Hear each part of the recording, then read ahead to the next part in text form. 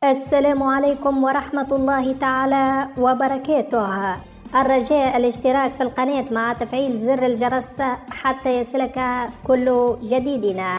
يستقبل فريق الأهلي نظيره فريق النصر على أرضية ملعب مدينة الملك عبدالله الرياضية ضمن مباراة الجولة 24 من مسابقة دوري روشن السعودي، وذلك يوم الجمعة الموافق 15 من مارس 2024 في تمام الساعة 10 مساء بتوقيت السعودية والعراق واليمن وسوريا والأردن والبحرين، 8 مساء بتوقيت تونس والجزائر والمغرب.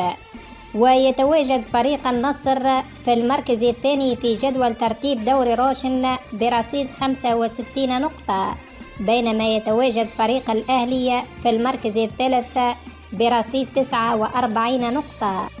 ما هي توقعاتكم لنتيجة مباراة الأهلي ضد النصر؟ نرجو أن تتركوا ذلك في التعليقات أسفل الفيديو.